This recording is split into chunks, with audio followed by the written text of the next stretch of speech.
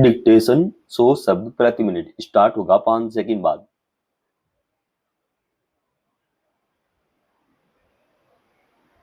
Start.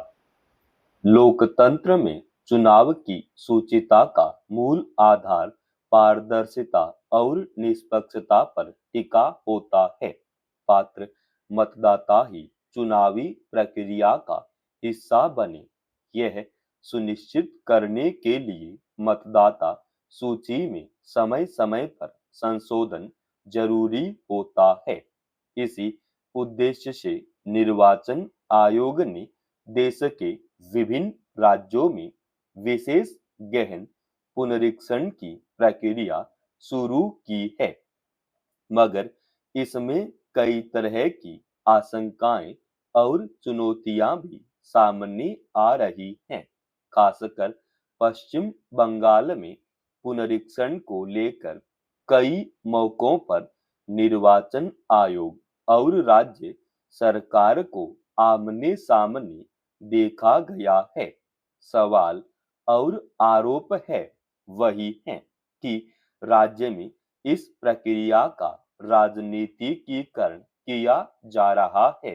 पहले नागरिकता प्रमाण पत्रों को लेकर विवाद उठा, फिर बूथ स्तरीय अधिकारियों पर काम के बोझ का मुद्दा सुर्खियों में आया और अब तार्किक विसंगतियों से संबंधित दावों और आपत्तियों के पारदर्शी तरीके से समय पर निपटारे का मसला सामने आया है। सर्वोच्च न्यायालय ने पिछले सप्ताह इस कार्य में सहायता के लिए सेवारत और पूर्व जिला न्यायाधीशों को तैनात करने का निर्देश दिया था और अब राज्य के दीवानी न्यायाधीशों की चुनौती तथा पड़ोसी राज्यों झारखंड और ओडिशा से न्यायिक अधिकारियों को बुलाने की अनुमति भी दे दी है। गौरतलब है कि मतदाता सूची के विशेष गहन पुनरीक्षण की शुरुआत बिहार से हुई थी और तब से लेकर यह प्रक्रिया विवादों में है। शुरू में चुनाव आयोग की ओर से आधार कार्ड को पहचान पत्र के दस्तावेज में शामिल नहीं करने का मुद्दा प्रमुखता से उठा था, मगर बाद में सर्वोच्च न्यायालय के निर्देश पर इसे पहचान के दस्तावेज में शामिल कर लिया गया। मगर पश्चिम बंगाल में आधार कार्ड को लेकर चुनाव आयोग की आशंकाएं अभी भी बरकरार हैं। शीर्ष अदालत में मंगलवार को आयोग की तरफ से दलील दी गई कि देश भर में फर्जी आधार कार्ड का बड़े पैमाने पर हो रहा है और बंगाल में ऐसे मामलों की संख्या सर्वाधिक है।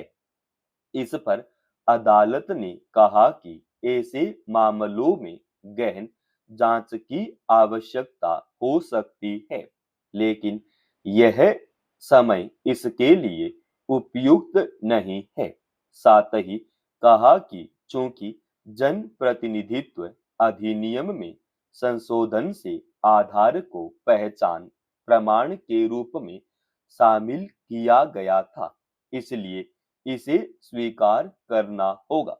दरअसल पश्चिम बंगाल सरकार का दावा था कि पुनरीक्षण प्रक्रिया के तहत राज्य में तार्किक विसंगतियों को लेकर बड़ी संख्या में लोगों को नोटिस भेजे गए हैं और अब करीब 80 लाख दावों और आपत्तियों का निपटारा किया जाना है, जिसमें निष्पक्षता बेहद जरूरी है। इसी के मद्देनजर सर्वोच्च अदालत ने इस कार्य में मदद के लिए सेवारत और पूर्व जिला न्यायाधीशों को तैनात करने का निर्देश दिया है। सवाल है कि पुनरीक्षण की प्रक्रिया में शीर्ष अदालत को बार बार दखल क्यों देना पड़ रहा है।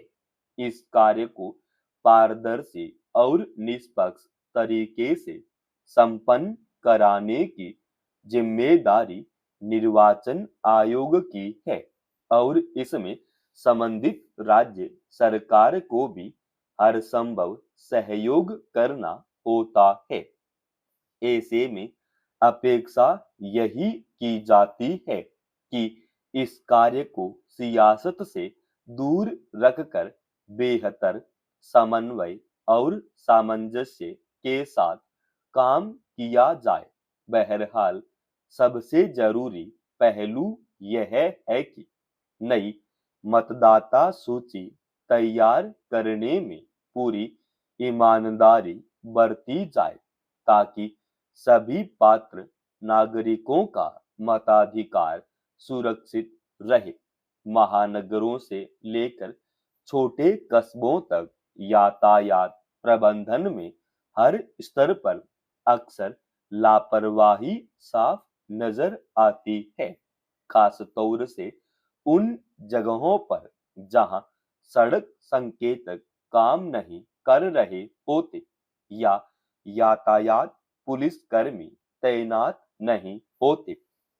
वाहन चालकों के एक दूसरे से आगे निकलने की होड़ से भी जाम की स्थिति पैदा हो जाती है। हद तो तब हो जाती है जब रैलियों, पदयात्रा और विरोध प्रदर्शन के दौरान सड़कें अवरुद्ध हो जाती हैं और वाहनों की लंबी कतारें लग जाती हैं। ऐसा लगता है कि यातायात नियम भीड़ में शामिल लोगों के लिए बने ही नहीं है।